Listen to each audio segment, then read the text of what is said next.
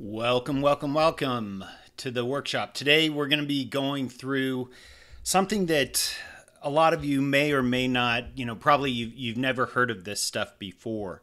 You've always had this knowing in the back of your mind that the wealthy elite, and I'm not talking about just the wealthy celebrities out there, the people that are from 10 to $100 million in wealth. I'm talking about the ultra wealthy, the billionaires, the families, the Walton family, for example. This is the kind of stuff of legacy and generation. And so today you're going to learn how to literally keep your tax dollars so that you can stop the bleeding and grow that wealth. Now, my goal in this presentation is twofold. Number one, I want you to shift your mindsets. I know that there are a lot of you out there that have this understanding, this belief that the wealthy elite play by a different set of rules than everybody else. And if you believe that, if you're one of those people that other folks and friends, they laugh at us. But if that's you, I'm here to tell you you're 100% right. There is an entirely different set of rules. The nice thing is that it applies to all of us. We are all equal under the law, at least here in America. So, number one, my goal is for you to shift your mindsets about what is possible for you and your family. And number two, to level up your skill sets, to actually learn and understand this stuff from a couple of different places. First, from the possibilities, what it can do for you and your family, but more importantly, the structure, how it's structured and how it can actually benefit and protect your family, not just now, but for the rest of your life and into perpetuity, into from generation to generation. So before I jump into it, let me introduce myself. My name's Sean Briscom, and a little known fun fact is that at the age of 8, I started diving and training with the college coach at Stanford University. And at age 14, I moved away from home to go train with Greg Louganis and the whole Olympic team down in Mission Viejo, California. I had an awesome career, traveled the world, was on the national team for many, many years. But the reason I tell you that is to say this. I was exposed to an amazing world that not a lot of people are exposed to. You see, I grew up very middle class. My parents were both hard workers. They worked at Stanford University. My dad was an engineer. My mom was a medical technologist. They were 9-to-5ers, and they retired with a gold watch in a retirement account. That was the goal for them. But the other kids on the team, especially those who were wealthy, from wealthy families, their parents did things different. And so I was exposed to a world where, money and income was unlimited. It felt like that the rules of the game seemed to be different for them than they were for my family. And so I learned at a very early age that there was a better way of doing things. And so my hope for you today is that you'll join me in that journey and decide for yourself to do things differently. I've been involved in financial services for over 18 years now. I was a manager at Dell Computer prior to that. I managed a sales team, one of the first in a new division at the time that was focused on home sales, not business sales. And I started right after my diving career ended. I jumped right into that position, and for the next 3 years, I just saved as much as I could. We were getting paid tons of money in stock options. We had access to employee stock purchase programs at a discount, and I was stuffing my 401k full every chance I got. And so at the ripe old age of 29 years old, I quit. I retired, and I sold all my stock options. I sold all the stock I had purchased through the program, through my 401k, cashed out of everything, and put everything into a money market account. Yeah, because I had no idea what I was doing. A money market account. At the time, it was paying 6.25% on the money market account, which interest rates are way down now comparatively, but I had no idea what I wanted to do. And then a friend of mine contacted me at the end of that summer and said, hey, why don't you join me? Let's start an internet company. The internet companies were all the rage. You know, all these .coms were popping up everywhere here in Austin and throughout Texas and in California. And so we decided to start, one of the very first shopping malls online, and it was a huge success. We ended up selling that company to a VC firm, and we had this huge pile of cash, and we had to make a decision. You know, what do we do with this money? You know, I had taken all my stock options and everything I'd made there, and I had started investing it in this startup company. Over time, had invested a ton of money in this company. Turned around, there was a liquidity event. We had a ton more capital. And so what do you do when you make that kind of money? Well, you double down and go all in. And so that's what we did. And we decided to just push all the chips to the center of the table and start a second company.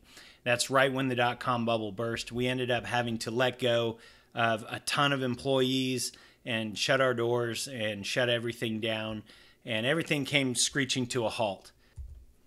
And then from there, I noticed that a lot of my friends at Dell who had made a bunch of money were investing that money in real estate. And so I kind of followed their lead. And in 2002, I got into real estate lending and investing, started a firm and hired a bunch of people that's all we did was we invested in properties. We took the cash flow and put it into these properly structured accounts for safety and liquidity, and we would harvest the equity out as much as we could, and did that for many, many years, and things were going great. We were making a lot of money, but I had this gut feeling that everything was very similar to the .com bubble, where it just seemed too good to be true. And I was talking to some friends of mine that were hedge fund managers at the time. They were actually betting against these mortgage-backed securities at the time, and did really well for themselves. And sure enough, in 2008, we were hit with one of the largest recessions in the history of America. Everything stopped. We had to pull the plug on that company, let a bunch of people go, lick our wounds, and kind of figure out how do we hit the reboot button. And so I tell you all this stuff to tell you this. I've done a lot of things right, but I've also done a lot of things wrong. And if you're anything like me, you've gone through these cycles yourself where you build something big and then you burn it to the ground, and then you build it up again and then you burn it to the ground, or you start one thing and it goes really well and you lose it all. And so if you've been through that cycling before, the first thing you need to understand is that it's not your fault. Okay? It's not your fault. But with that being said, you do have to learn from your mistakes. And so after doing this for over 17 years, 18 years now, and surviving 2 financial crashes, I want to pass this information on to you. The number one thing that you need to do, that we all need to do, is we need to find a way to keep our capital and our wealth safe from everything. And so this quote from Warren Buffett, I think, speaks volumes. And he says, it's not what you make, it's what you keep. That's right. It's what you keep. Warren Buffett said that. And that has more to do with what we're talking about than anything else. It's not what you make, it's what you keep that matters. Number 2, we need to grow that wealth safely and consistently without all the volatility of the market, without interrupting that compounding, and without that kind of risk of loss. All right. Number 3, this is an interesting one. In order to build massive amounts of wealth, generational wealth, you first must learn how to give it all away. So that's what we're going to be diving into today. I discovered all of this stuff the hard way. The cool thing is you get to learn from my mistakes. And Eleanor Roosevelt said this. She said, learn from the mistakes of others because you can't live long enough to make them all yourself. And so the hard way of doing this, the hard way of building generational wealth and creating that legacy and that sense of family dynasty, the hard way of doing that is by trusting a state licensed CPA or a state licensed tax attorney or a state attorney at the state level to understand these federal trust laws and contract laws and constitutional laws that we're going to be talking about.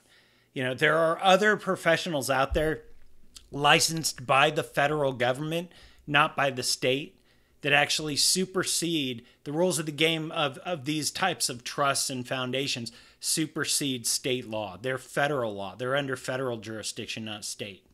And so the hard thing is trusting just your state licensed CPA or tax attorney.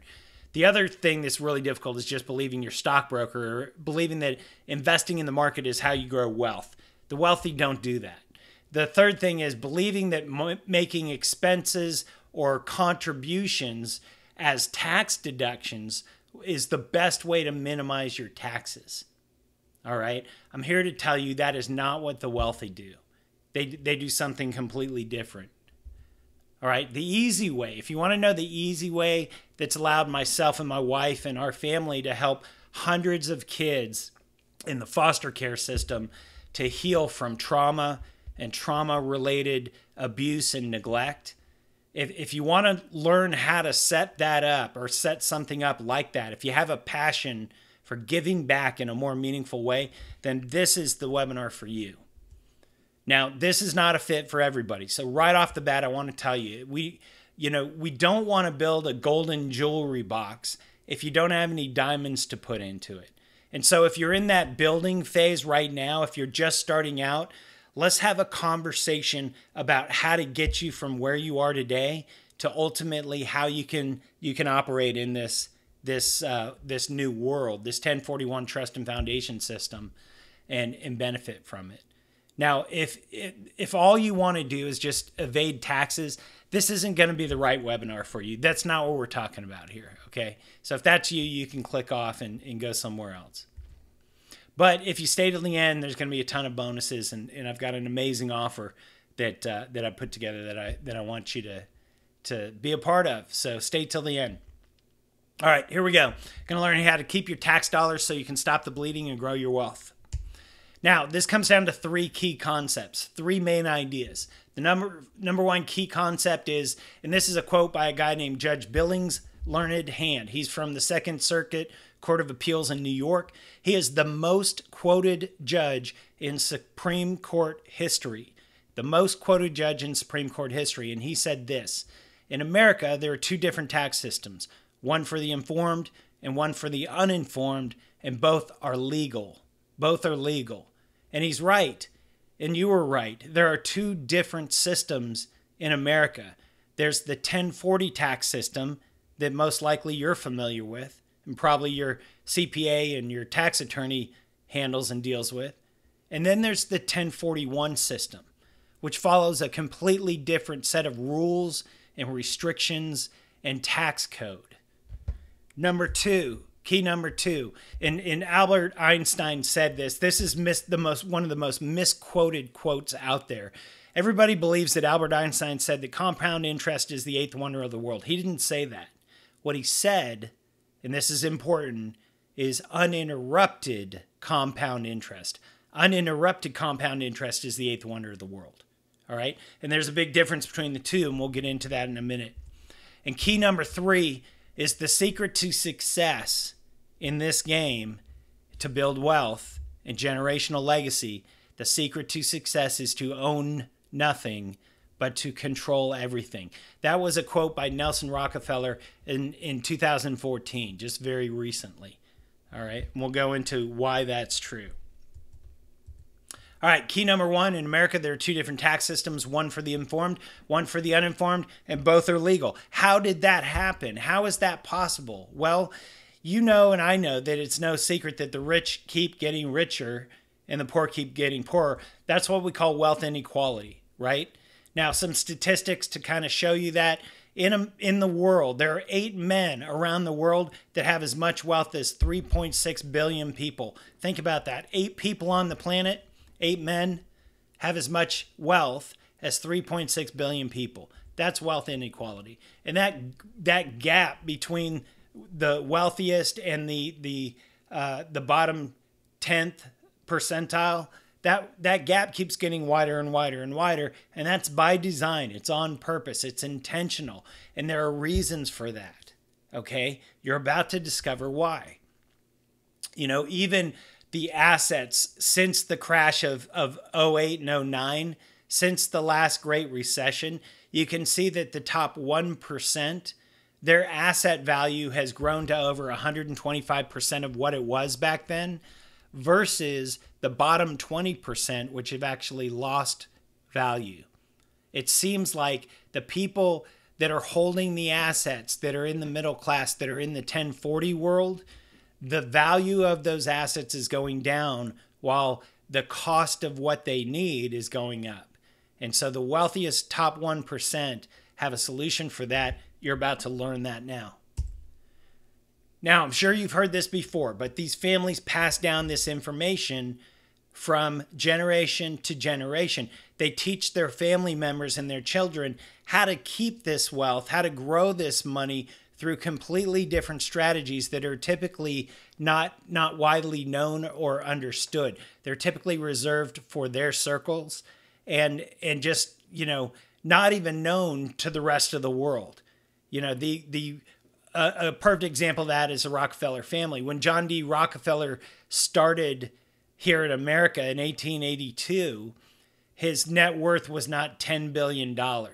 So think about this. If when you die and you transfer your wealth from generation to generation, you have to pay estate tax. If that's the case and Uncle Sam gets 50% of your wealth, how is it possible that his wealth today is over $10 billion? We're going to get into that. Now, the wealthy teach the wealthy, right? And another example of that is that, Howard Buffett was a rep from Nebraska in Congress. He was Warren Buffett's father. Howard Buffett was a congressman. He learned the 1041 trust and foundation system in Congress while he was a congressman.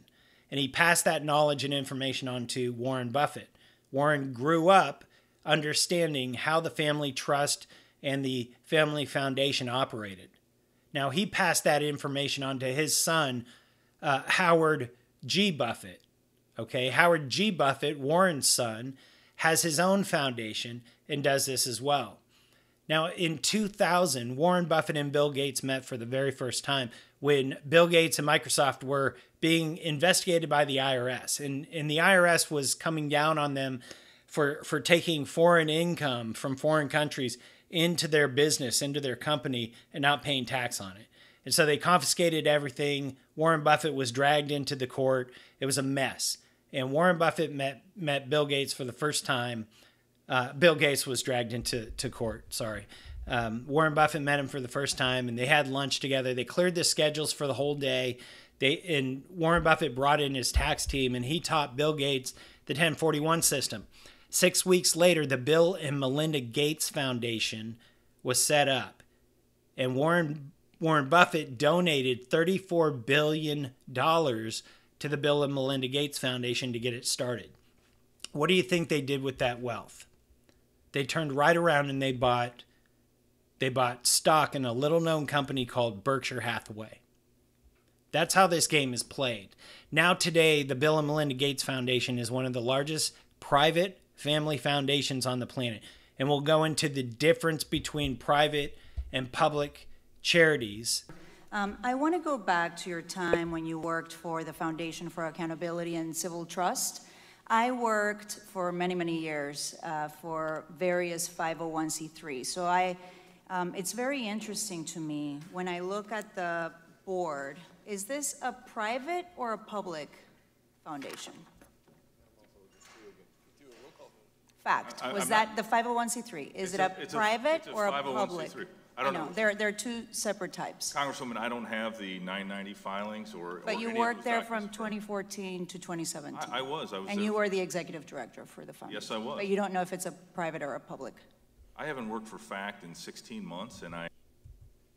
All right, I think we understand what she's getting at. But my point is to show you that even in Congress, this congresswoman here knows the difference between private and public foundations and public charities.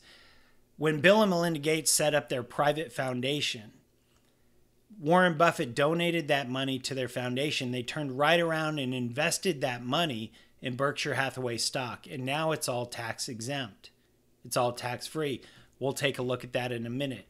When Mark Zuckerberg wanted to take Facebook public in 2015, he met Bill Gates for the first time. He actually donated $3 million to the Bill and Melinda Gates Foundation and won a nice lunch with Bill Gates. When they met, Bill Gates taught Mark Zuckerberg the 1041 system. Mark Zuckerberg and his wife Priscilla Chan set up the Chan Zuckerberg Foundation and immediately announced that they were going to donate all of their wealth to charity. And we'll show you exactly how much and how they're doing that here. All right. We see titles like this in the news media all the time. New report reveals how the world's richest families give away their money. Give it away, right? Meet the rich kids who want to give away all of their money. And these are great articles. We also see it on the other side of the coin. We see things like, the trouble with charitable billionaires, or Mark Zuckerberg and Priscilla Chan's $800,000 donation to their 8 favorite restaurants is like the median U.S. family giving 13 cents to each. Is it really? I want you to think about that for a second. Yes, maybe it's like 13 cents to each for Mark Zuckerberg and Priscilla Chan, but the impact of that $100,000 to that restaurant owner is immeasurable. What is that restaurant owner going to be able to do with that donation? And what kind of impact is it going to make on his world? That's the important thing here. Now, here's the example of the 990PF filings that they were talking about in Congress. This is just simply a return of private foundation. I want you to notice this, though. It is a trust treated as a private foundation. So it's a 501c3. You can see that checked off here. It's a 501c3, and this happens to be the Buffett Early Childhood Fund. Now, because it's a trust, it means that it has a trustee, and the trustee's responsibility, the job of the trustee, is to be the fiduciary of the trust, or to manage the wealth of the trust. It just so happens that this wealth is all tax exempt. It is a tax exempt organization.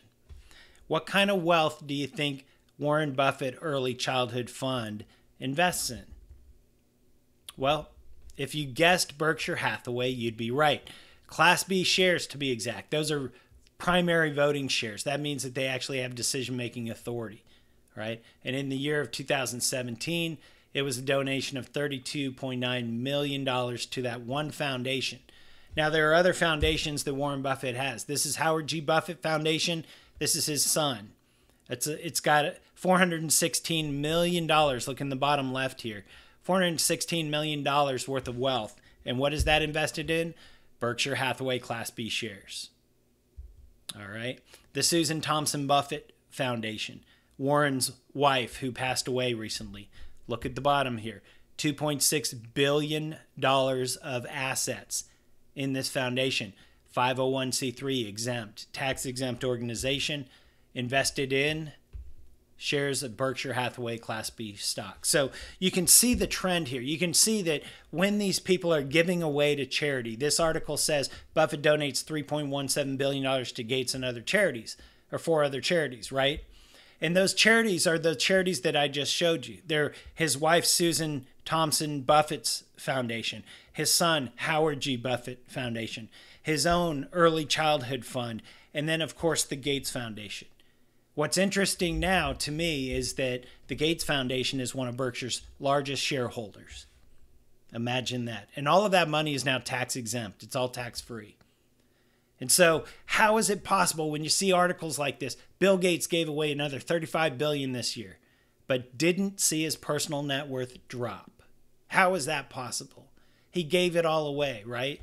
He gave it to charity. And so what charity did he give it to? That's right. You can see the Bill and Melinda Gates Foundation is a private foundation. It is also held in trust. It files a 990PF. PF stands for private foundation. It is a Section 501c3 tax-exempt private foundation.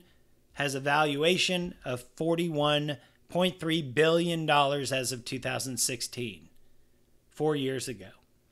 It's now in excess of $57 billion, by the way.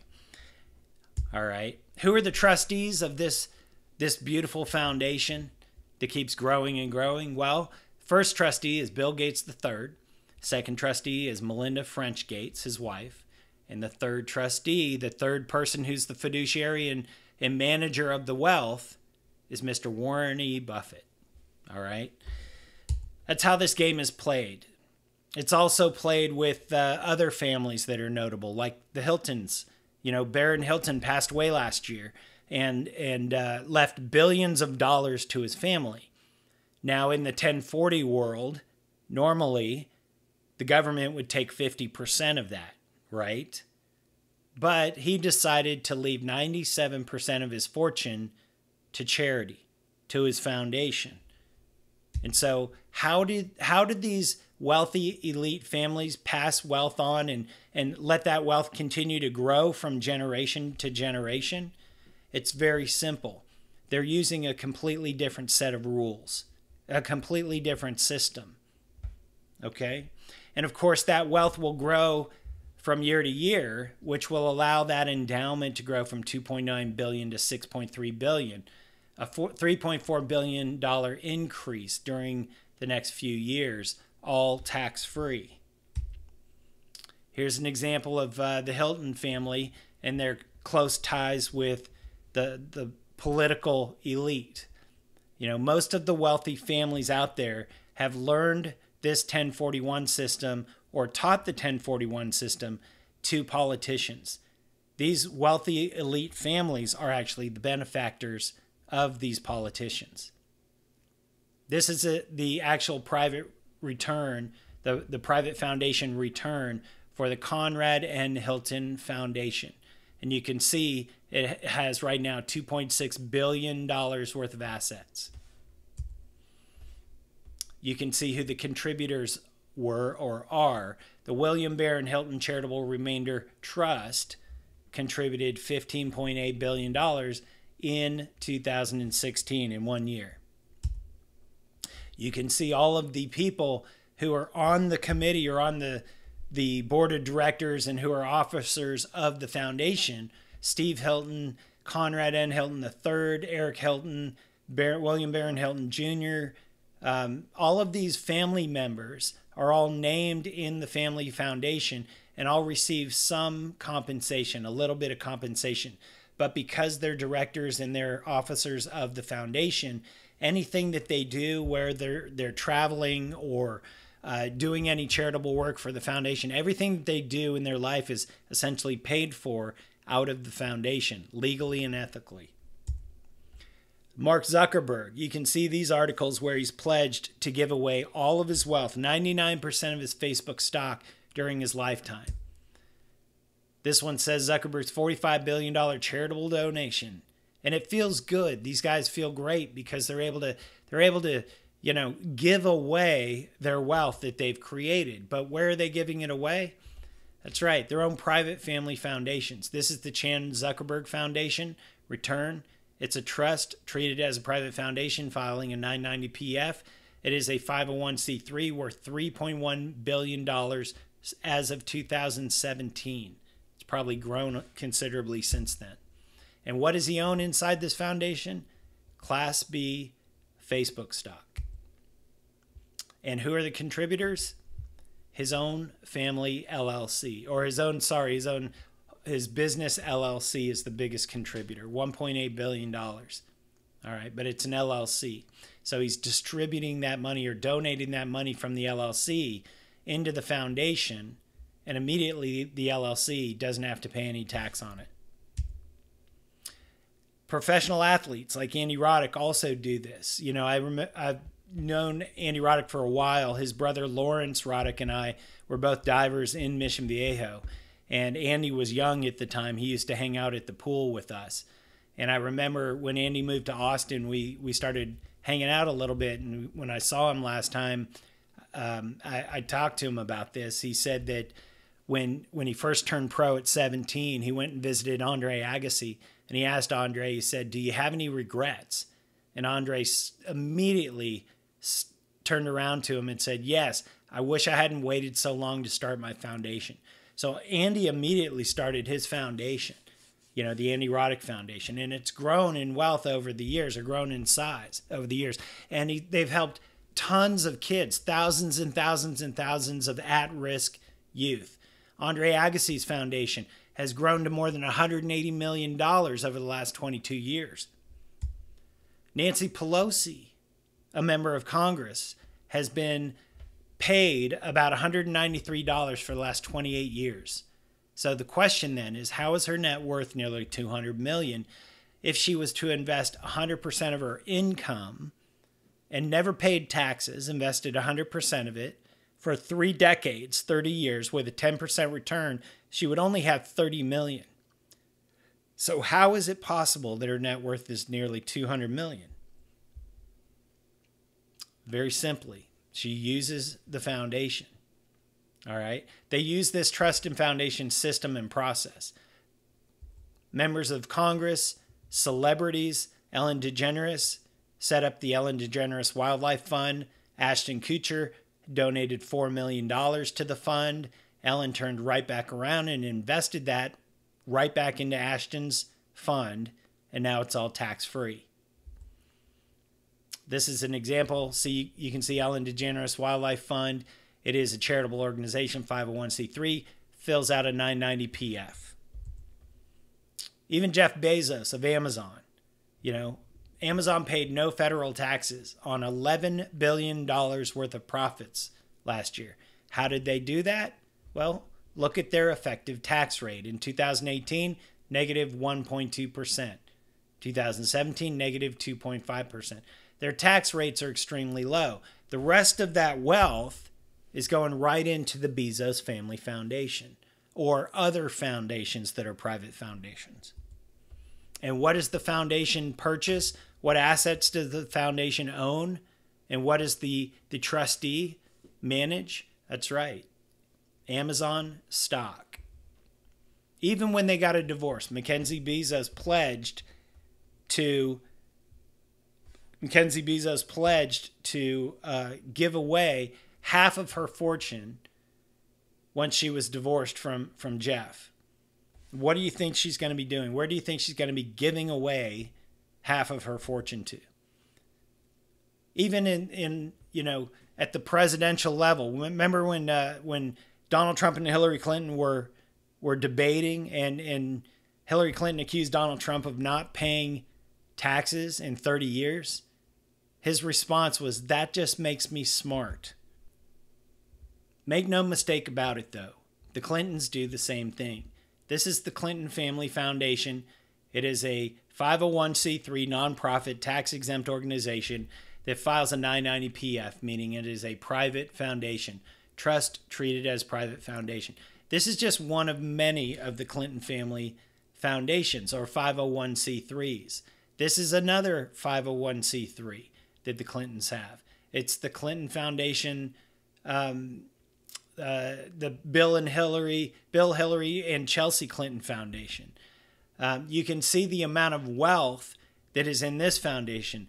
$323 million at the bottom right there. So you know the names: the Vanderbilts, the Rockefellers, the Kennedys, the Hiltons, the Trumps, the Clintons, the Bushes, the Romneys. The list goes on. These are America's wealthiest families. These are families that live too large for mere mansions. So they have compounds in Cape Cod or Florida or Maine. Even the Mellon family. This is the Mellon Family Private Foundation, $6.8 billion. And these families are treated like royalty. Their wealth has created family dynasties that last decades and years and generations. And they have institutions named after them, like Vanderbilt University, the Rockefeller Center, the Kennedy Center for Performing Arts. So why is it you never hear about these families going belly up or losing hundreds of millions of dollars during these volatile market crashes? Well, the short answer is they play by a different set of rules. They don't leave their wealth up to the whims of the market. That's principle number one. No risk to their capital. Number two, probably, the first and foremost, though, is they protect everything, all of their wealth, from 5 major outside influences. Number one, taxes. complete protection from taxes. Number two, divorces, complete protection of all of the family's wealth from divorces. Interest expense, inflation, lawsuits, all of these things, they protect their wealth against these 5 outside forces that would normally erode your wealth if you're in the 1040 world. Now, what separates us from them is they don't take risks. They put their trust in timeless financial principles, including tax law, federal contract law, and constitutional law. And that allows them to take advantage of these wealth building opportunities that typically you and I never hear about. These are little known strategies that make these market crashes and cycles completely irrelevant to them. They get to keep their wealth instead of losing most of it while paying Uncle Sam. They get to grow their wealth and legacy so that they can accomplish anything that they want. You know, while we dream of taking vacations, they actually buy islands. While we donate our time to hospitals, they actually build hospitals. While we attend universities, they build colleges and universities. But do you think these guys know something we don't? You know, we're following institutions like Wall Street and bankers. We don't know what the richest families know because up till now it's been kept a secret. What's really cool though is that now with the advent of the internet and more access to information and knowledge than ever before in the history of the world, now we get to understand how they do it. I want you to see this. $154 billion was pulled out of the markets in 2012. During that same year, the world's 100 richest people became $241 billion richer. That money was just sucked out of the market. Do you think it's a coincidence that while everything else was getting sucked out of the market, that the richest 100 people became $241 billion richer? So here's the secret. I call this the purpose-driven blueprint. This is the exact blueprint that I myself follow and my family follows, and we have for years and years. And it's the same exact blueprint that the wealthiest families use to keep their money and grow their wealth so they can give back more in a more meaningful way. Now, I know this sounds weird, but we have 2 systems. We talked about this. Then this is designed intentionally by our government. And the 2 systems have to do with ownership versus control. You know, in America, we're taught, trained, and educated that the more we own, the more wealth we build. But the wealthy elite understand that if they give up ownership and maintain control, they don't get taxed like they do when they own stuff. You see, taxes follow title. Taxes follow ownership.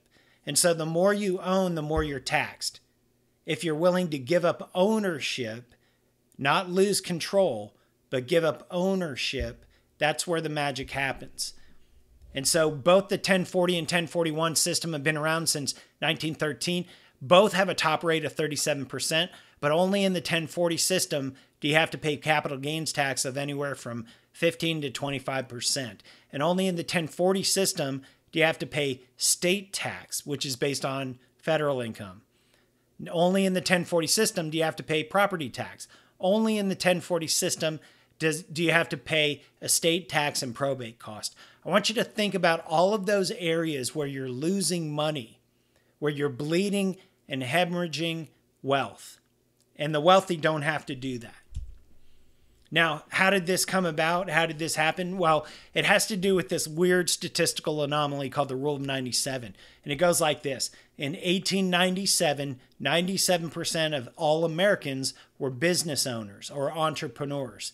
And only 3% of Americans were the apprentices. They worked for the 97%. These were farmers. These were butchers, bakers, shopkeepers. Everybody owned a business. That's how they created income and wealth. That's how they built their lives here in America. Well, 100 years later, as we went through 2 world wars, as we went through the Dust Bowl, as we went through the Great Depression, and as people had to leave the farms and leave the family businesses and go work for somebody in the factory, 100 years later, those numbers flip-flopped and only 3% of Americans were business owners or entrepreneurs. 97% of us had become workers or employees. We worked for those corporations. And what happened was, over that time, more and more people defaulted to the 1040 tax system.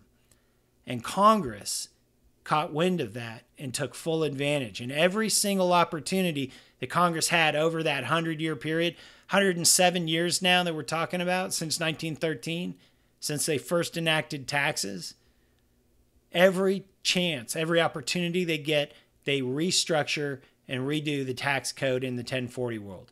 In the 1041 world, it's only been changed once, back in 1966. And so we've got these two systems, the 1040 system and the 1041 system. Both have been around since 1913. Both have a top rate of 37%, but only in the 1040 system do you pay capital gains tax, state tax, property tax, and estate tax. There are 82,000 pages of the Internal Revenue Code, and only 22 of those pages, 22, have to do with the 1041 tax system. And so when you're thinking about your CPA, why doesn't my CPA understand this? Why doesn't my tax attorney understand this? Why would they?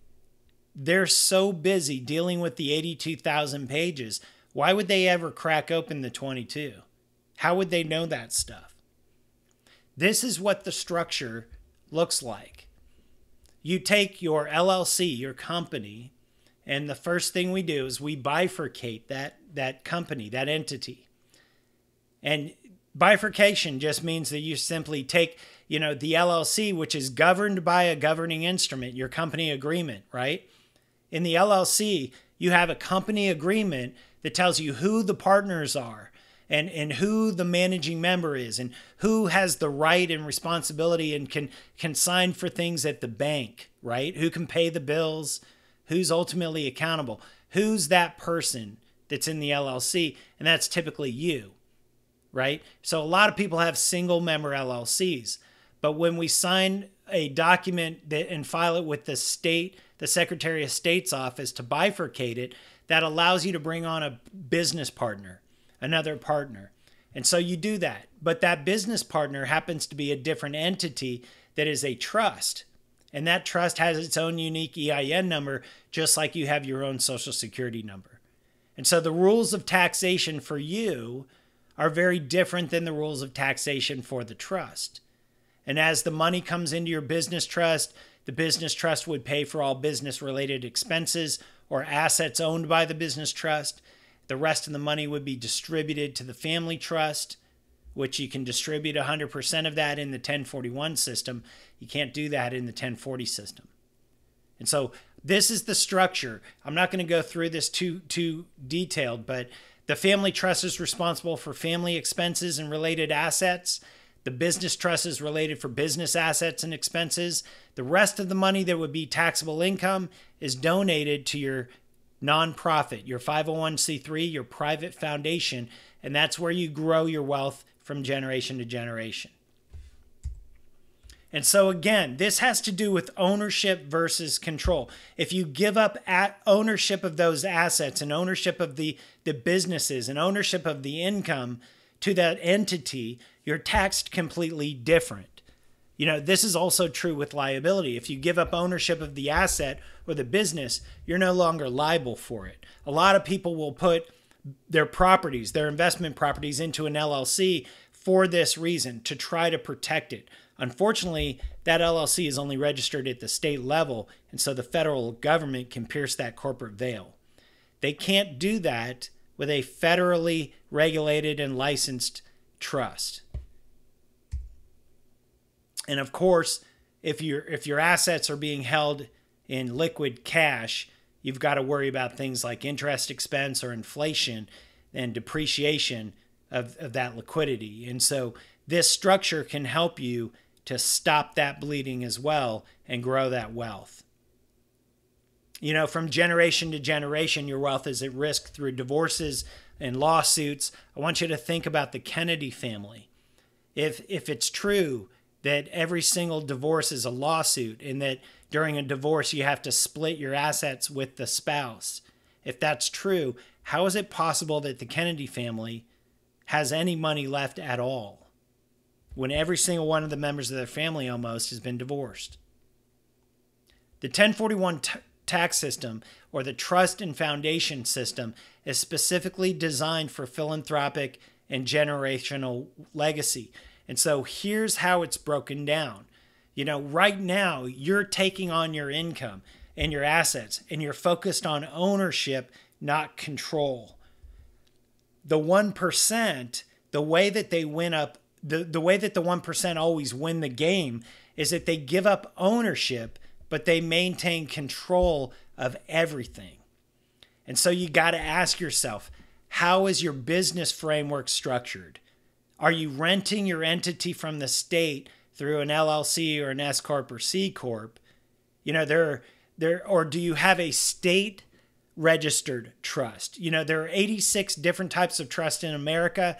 Things even like a real estate investment trust or a irrevocable life insurance trust, 86 different types of trusts in America. Most of those are only statutory or just registered at the state level, not at the federal level. And so you're essentially renting that entity from the state that can still be pierced by the federal government. So are you renting that entity, that trust from the state? Is it registered at the state? Is it a grantor type trust or an AB trust or a simple trust? Or have you created an independent entity with the federal government? And how do you hold your assets? Do you hold those assets personally or in that independent entity? How do you receive and draw your income? Do you take income personally and put it on your Social Security number, or do you take that money through an independent entity where it's taxed and treated differently? Are your businesses and real estate holdings and income structured for that kind of efficiency? And so why do we structure it this way? Well, number one is it drastically reduces your personal, federal, state, local, county taxes. There's total avoidance of capital gains tax legally, total avoidance of estate and inheritance tax legally, absolutely no probate costs, total protection of assets from lawsuits, judgments, creditors, all personal liabilities, total protection of assets from divorces. Now, most of us grew up thinking that the key to wealth was to own everything, and that's not always true. You know, I used to believe that myself until just a few years ago, and I had to really shift my mindset. And I experienced a shift in my mindset when a couple of things happened to me. I had to stop asking certain questions like, how am I going to own more things or get more stuff? I had to stop asking that question. And instead, I had to ask, how am I going to learn the skills that I need to keep my money and grow that wealth? The second key we need to understand is uninterrupted compound interest is the eighth wonder of the world. Now, Albert Einstein said this, and it's one of the most misquoted quotes out there. Most people say compound interest is the eighth wonder of the world. That's not what Albert Einstein said. He said uninterrupted compound interest is the eighth wonder of the world. Why does that matter to us? Well, there are three different types of people out there. Most people in America are what we call debtors, where they have to borrow money and then use future income from a job or income from cash flow in the assets that they own to pay that loan back. Then they borrow money again for another major purchase and use future income to pay it back just to get to zero. But our parents and grandparents were not much better off. We called them savers. They would save money over time and earn interest on it and then drain that tank and pay cash for the item, going back to zero, resetting their compounding. And then they would save money again and spend the money again on the next major purchase, resetting the compounding curve yet again. But the wealthiest families understand the compounding curve and how powerful uninterrupted compound interest is. And so they never ever touch their wealth. They let their wealth compound and grow into perpetuity from generation to generation. So how do they pay for things? Good question. What they do is they collateralize those funds and that wealth, borrow against it, and use other people's money, paying themselves back over time and essentially recapturing and recapitalizing their wealth, never interrupting the compounding and never losing control of that money. here's what most middle America does. You know, this is an example of what we're talking about and the power or the cost of interrupting the compounding of your wealth. This is a chart that shows you the S&P 500 from 1970 to 2000, the best 30 years of the S&P 500, where it averaged almost 15%. This is $1 million nest egg, and we're assuming that in retirement, you're going to spend that $1 million nest egg at $100,000 a year, or 10%. So if you're spending it down at 10%, a withdrawal rate of 10%, if the market is averaging 15%, you're never running out of money and you should be safe. That's what most middle Americans think. Unfortunately, this is the reality. These are the real actual rates of return during the best 30 years of the S&P 500 from 1970 to 2000. Same scenario, spending the money down at $100,000 a year, you can see that you run out of money at 14 years. 14 years, this account equals zero. You're bust. No more wealth. It's gone. How is that possible? Because of the fluctuating rates of return and the market volatility. The wealthiest families understand that they never interrupt the compounding of their wealth. That's key number 2. Here's an example. If you had $150,000 a year going into your trust account that never stopped earning interest and was earning 6% like it is in these trust accounts. If you look just 20 years out, 2 decades of that money growing at 6%, it turns into $5.9 million in a 20-year period of time. But if you interrupt the compounding and you spend that money every 4 years to refill that account, but you keep interrupting the compounding, that's a $5.8 million mistake over 2 decades, 20 years. And what we typically do as human beings in middle-class America, the way we think about money is money comes in and we spend the money, and money comes in again and we spend that money. And so again, if $150,000 is flowing through your family's business and you're not capturing that money, it's costing you $5.8 million over the next 20 years. The wealthy elite all understand that the way to build wealth is to never interrupt the compounding. And so if you start with the $150,000 this year, and this could just be the amount that you're paying in taxes that you're recapturing using the 1041 trust and foundation system. It could be that simple. You save this money year after year after year. You add it to your trust account, what we call the corpus of your trust, and you're earning 6%. At the end of 20 years, it turns into $7.9 million. That's just your tax money. You want Uncle Sam to pay for your retirement? Capture your tax dollars and put them in the corpus of your trust. But by leaking money out, even at 30% of that $150,000 a year, even if a third of that gets leaked out, that's $2.2 million lost and gone forever, just through taxes. And what's worse is you're never going to earn interest on any of those dollars. You're never going to be able to put them to work for you. It doesn't stop there, though. The next thing we do is we pay for credit cards, car loans, student loans, home loans. Everything is on credit. And so that debt service alone for most households, most families, is about 45% of their gross income. So of that $150,000 a year, 45% of that being gone and lost forever is a considerable chunk of change. That plus taxes is over $5.5 million. And again, it's not just the $5.5 million gone.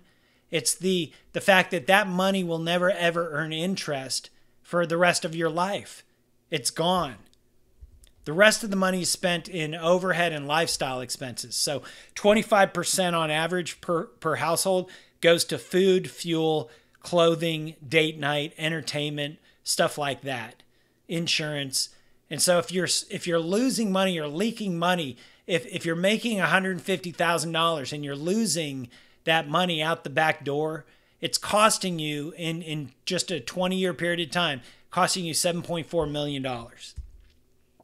And so one of the strategies that we show clients is what I call collapsing time. And this is a perfect example. So Roger, it was 57 years old. He had built up a business from nothing to a value of over $30 million. And so he wanted to sell the business and exit the business and sail off into the sunset, but he was scared to death of it because of the capital gains exposure. He was miserable working. He was done. He wanted to get out. He had a buyer that he didn't feel like he could sell to because he had to hyperinflate his price just to feel good about all the taxes he was going to pay on the sale of the business. And it was just a mess. So what we did was we ended up creating two trusts, a business trust and a family trust and a foundation and we moved that asset, the company, the business that he had created, we moved that asset into the business trust. And when he was able to liquidate that property, he liquidated it completely tax-free. We did this all while protecting his money against inflation and interest, lawsuits, judgments, creditors, all in that trust and foundation structure, that 1041 trust and foundation system. Another client that's a good example is a good friend of mine, a real estate investor named Mark. He had an investment property that he bought for $1.3 million, and he was selling it for $6.5 million. This is in Florida. So he had a $5.2 million capital gains tax exposure, essentially. And so what we were able to do was eliminate the capital gains on his property and also the need to do 1031 exchanges. He no longer had to do 1031 exchanges when he was flipping properties, which was exposing him to more risk anyways, just dumping that money into new properties from one property to another. And so when some properties were sold, there was no, like property that he could find in the next 60 days, which is typically the requirement. And so it was really putting him under a tremendous amount of risk. We eliminated that risk using the 1041 system. Again, no property taxes, no capital gains tax, no rental income taxes, all of that you get to keep. Jason and Nicole, great couple. They started an air conditioning business 5 years ago, straight out of college. Year number one, about $80,000 in revenue. Year number two, about $150,000 in revenue. Today, they bring in about $1.4 million in revenue, but they have about a $400,000 tax exposure now. And so what we did was we set them up with trust and foundation system where they're able to keep that money, not just this year, that $400,000 this year, but they get to keep it next year and the year after that, all the way for the rest of their lives, the rest of their kids' lives, if their kids choose to keep that business going. And so they're able to fund their private foundation, and they like to do exactly what my wife and I do, which is foster care. Their business is growing because they get to keep that money and they get to put it to work inside the business as well. And so we've also helped families of farm families. You know, Preston, who's the son of a farm family they've got hundreds of millions of dollars worth of land, and his family's owned the land for generations, but they're scared to transfer it down to the kids because of probate and estate taxes. And their only solution this far that they've been taught, trained, and educated to do by the experts has been to sell the property to their kids and finance that through bank debt just to offset the tax burden. And so what they're doing is literally creating generational debt loads that their kids and grandkids are going to have to deal with forever, ongoing. And so what we did was we transferred the property completely outside of probate to the trust, and now there's no more probate cost, no more estate tax, and it's completely tax-free. No more debt to burden the future either. And also, remember, in this 1041 type of trust and foundation, the trustee enjoys total control over the incomes and assets. There's protection, both domestic and international, for incomes and assets. International assets, international incomes. And the wealth stays in your bloodline for generation after generation due to tried and true bloodline clauses that have been tested by the Supreme Court. These entities are institutions. They remain viable, protecting your income and assets from generation to generation. And they remain completely protected from all creditors, including government agencies. Let me repeat that. They're totally protected from all creditors, including government agencies. And so it allows you to create a philanthropic legacy or an endowment. And so ask yourself, how do you protect your wealth? Do you buy into the notion of traditional trusts? Again, there are 86 different types of trusts out there in America. What type of trust do you have? If it's one that fits on the 1041 system, remember, there are 4 different types of trusts on the 1041 system, 4 different types of tax rules and regulations, 4 different rules, 4 different sets of rules. Do you leave your assets and incomes up to the mercy of brokers or rigged markets? Are you the one that leaves your hard-earned money in the bank, earning less than 1% a year, enabling the banks to make 400 to 1,300% a year by lending your money out? Or are you borrowing from the bank for businesses, asset purchases, financing? How do you protect your liquid assets from inflation? That's another good question. Now, I know what you're thinking. You're probably thinking that's great for Warren Buffett or Melinda and Bill Gates, but that's not me. And if you're thinking that, you'd be wrong. You see, we all live under equal protection of the law. The law applies to all of us equally. But the first thing we got to understand before you shift the tides, before you shift the mindset, is that you have to be in control of everything. Never lose control of your money. That's rule number 1. The ultra rich understand that they're able to spend their money without ever interrupting the compounding of the dividends that they're getting paid and the wealth that is compounding and growing.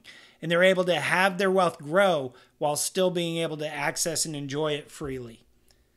Key number 3, the secret to success is to own nothing but to control everything. This was said by Nelson Rockefeller on March 18th, 2014.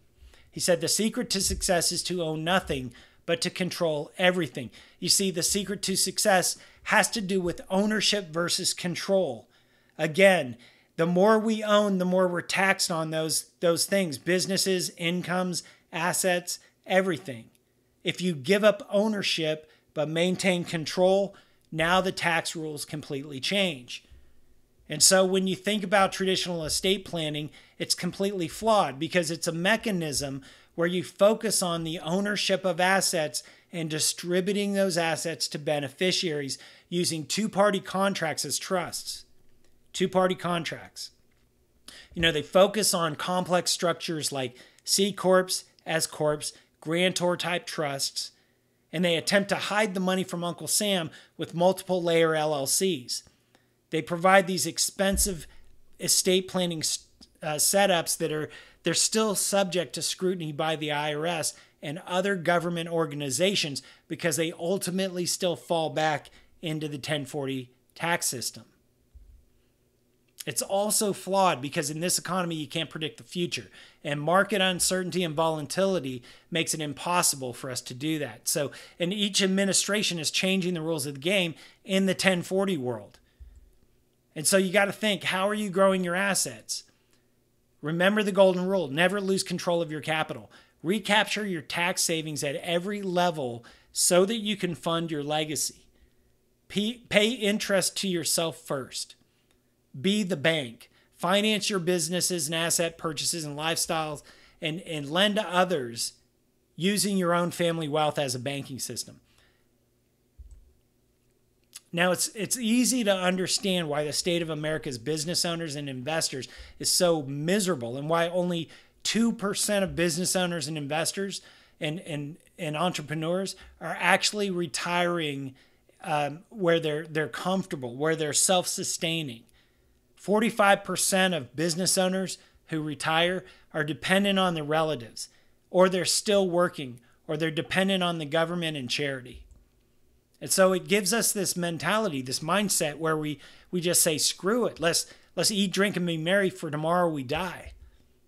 Now, the good news is that we can teach you exactly what they're doing, this blueprint, exactly how to follow this blueprint so that you can actually retire with a better quality of life than you did when you were working. You know, the problem is that the American dream was that you work for 20 or 30 years and then you retire. And when you retire, then you get to travel and enjoy your family in your golden years. You get to do all the things that you couldn't do while you were working to make up for all your sacrifices. The problem is that dream died decades ago for a lot of people, but it's still a reality for the 1%. And we can show you how to make it a reality for yourself by building, keeping and growing and building your own wealth. It doesn't have to be just a dream that the ultra rich live. So let me ask you a question. So far, do you feel like you've learned a ton? Do you feel like you've just been drinking through a fire hose, like it's been a little bit overwhelming? Okay, I get it. So in the past hour, would you agree that it's time well spent so far? Would you agree that we probably can't get to everything that you need to hear in a 1-hour webinar? Even if we had all day, it would be difficult, right? So let me spend a little bit of time going over this special offer that I told you that I would give you access to. I've developed this to help you to implement all of this stuff so you can actually find your purpose and then fund your purpose. Actually pull this stuff off. So I call this the purpose-driven blueprint. And the purpose-driven blueprint is just a system that I created out of necessity after going through this myself. And so here's what you're going to get. First thing you're going to get is what I call the blueprint itself, which is a $497 value. You're going to get that for free. You're going to get a thorough analysis or a one-on-one review of the current state of your wealth, what I call your personal economy. That's a $2,497 value. That consultation value is free. You're going to get that waived. You're going to get 12 months of mentorship access to a private network of legal and professional advisors that I use, including myself and my team, the people that I actually use to pull this off. That's a $5,000 value. You get that for free. And you get 12 months access to our library of videos and training sessions, which is a $997 value. You get that for free. You're also going to get, should you decide to move forward, set up your own trust, your own foundation, your own business trust, your own family trust, your own foundation. The typical setup price is $60,000. But I've procured a savings. If you go through me and are involved in the purpose-driven blueprint, you get 20% off that setup price. That's a $12,000 value. The total value of what you're going to get today is $20,491.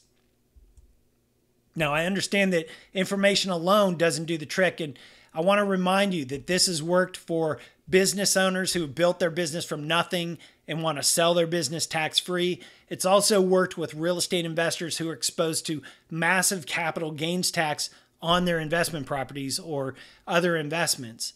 All right, they get to keep all that tax. It's also worked with investors who have built their portfolio up and they want to pass the wealth on from generation to generation without the government grabbing half of it. There are over 200,000 families in America that are in the 1041 trust and foundation system right now today. And myself and my wife are also in this system. We were able to set up the Kind Foundation to help these kiddos in foster care and adoption to heal from all of the trauma and the trauma-related anxiety and abuse and neglect. Now, I understand that old habits die hard. It's hard for people to shift gears and do things different. And I get that. I had two choices. First was I could price this really, really low and sell it to as many people as I could, but there wouldn't be any support. I wouldn't be available like I wanted to be. The second option was, and this required a little bit more investment, but on the back end, you get so many more resources and so much more value so that you can actually pull this off and succeed. So what did the wealthy say about this system, the 1041 Trust and Foundation system? Well, the Rothschild brothers from London, when they immigrated to America, they said, the few who understand this system will be so interested in its profits and the rest so dependent on its favors that there will be no opposition from either class. This was said in the Supreme Court in 1934. It was Gregory versus Halvering. This was the final opinion from the court. It said, anyone may so arrange his affairs that his taxes shall be as low as possible. He is not bound to choose that pattern which will best pay the Treasury. there is not even a patriotic duty to increase one's taxes. Commissioner versus Newman, 1947, dissenting opinion. Over and over again, courts have said there is nothing sinister in so arranging one's affairs as to keep your taxes as low as possible. Everybody does so, rich and poor, and all do right. For nobody owes any public duty to pay more than the law demands. Taxes are enforced extractions, not voluntary contributions. To demand more in the name of morals is mere cant. That's a dissenting opinion in 1947 on a tax case. Now, clients who have jumped into this system, Preston said, Sean will walk through the steps to take your money back from the greedy banks and back into your own control, your own personal banking system. Not only that, but you'll make a friend for life because Sean genuinely cares about your success. I've never met a more selfless, genuine, helpful person in my life. You won't either. Vishal, who's an airline pilot, said, because of working with Sean, I now have improved confidence that I can weather the financial storms that may arise in the next 10 to 20 years. And Jared, who's the CEO of a manufacturing company out west, said, Sean introduced me to a strategy that will enable me to build a legacy for my family from generation to generation. If you're looking to build and protect your future of your family, conversation with Sean is a must. So again, what you're going to get is the blueprint itself, a $497 value for free, a one-on-one analysis, a $2,497 consultation fee waived. You're also going to get a year of mentorship access to my team and myself, which is a $4,997 retainer value free. You're going to get 12 months access to a library of videos and trainings. That's a $997 value. Get that for free. And you're going to get 20% off the setup price, which is a $12,000 value. The total value you're going to get today, right now, is $20,491. So I have a question for you.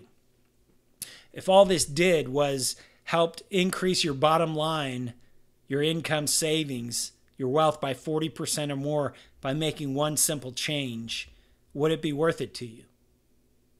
If all it did was help you grow your wealth more so that you could give it away more effectively, would it be worth it to you? And if all this did was help you to save 70, 80, 90, 95% or more of your taxes, would that be worth it to you? So what is that worth to you? What's the number? Is it 10,000? Is it 25,000? Is it 50,000? What is that number? What's the value to you? How much would you pay to learn this stuff and actually be able to pull it off? So you can see why a lot of people are paying me right now $12,500 for one-on-one coaching sessions where I walk them through this stuff.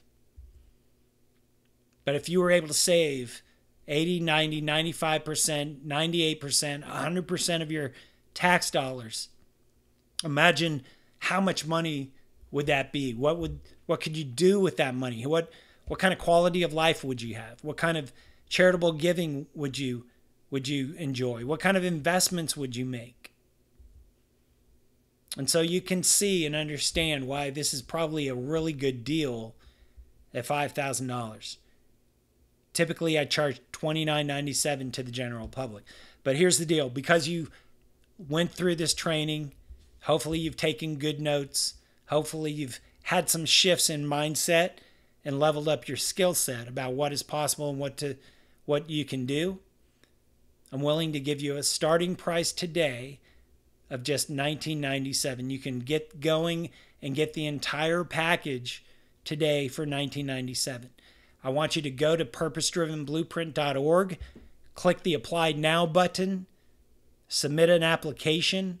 I will get that application and we will schedule a one-on-one call that is 30 minutes to see if this is a fit for you. If it's a fit, we'll move forward. If it's not a fit, we won't charge your card. So you have two choices. Number one, you can do nothing. Keep going down the same path. And if what you're doing today is working for you, if it's gotten you everything you wanted and hoped for in life, if you're able to build massive amounts of wealth and keep all of those tax dollars, then great. Keep doing what you're doing. But if it's not working for you, if everything you've done has gotten you right where you're at and you're not satisfied, then that means you have to shift and do something different. And so small investment today, you get a ton of value in return. It's 100% risk-free. If it's not a fit, it's not a fit. If it's not going to work for you, we don't charge your card. If you don't qualify, we don't charge your card. So again, you get the Purpose-Driven Blueprint, $497 value free, a one-on-one coaching and consult, a $2,497 value free. You're going to get 12 months of access to a mentorship, a network, including myself and my team. That's a $4,997 retainer waived. You're going to get 12 months access to the library of videos and training sessions, $997 value for free, and you get 20% off the setup price for the business trust, the family trust, and the foundation. That's a $12,000 value, $20,491, $20,491 of total value, all for just $1997. Now, I will tell you, it's not a fit for everybody. I've had clients in the past, or prospects, I should say, in the past, where I've met with them. I know it's a fit. They know it's a fit. They decide not to pull the trigger. And here we are a year later, and they're calling me, leaving me voicemails, saying, please help me. I paid way too much in taxes last year. I've got a buddy in Chicago, great guy, has his own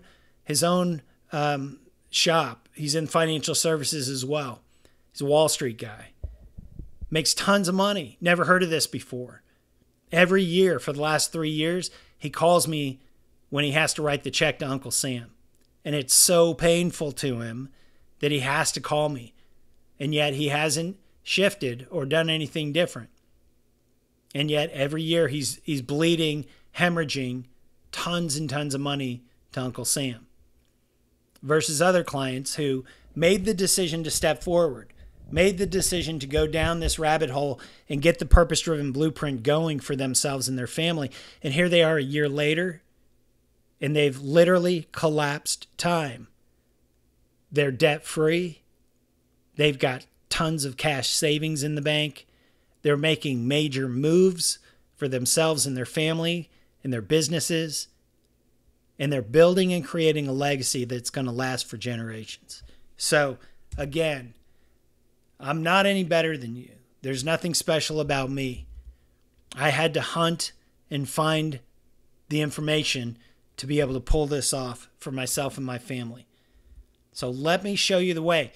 Go to the purposedrivenblueprint.org, hit the Apply Now link, fill out the application. We'll have a one-on-one meeting, see if it's a fit. If it's a fit, we'll charge your card. If it's not, we won't. Let's get started now.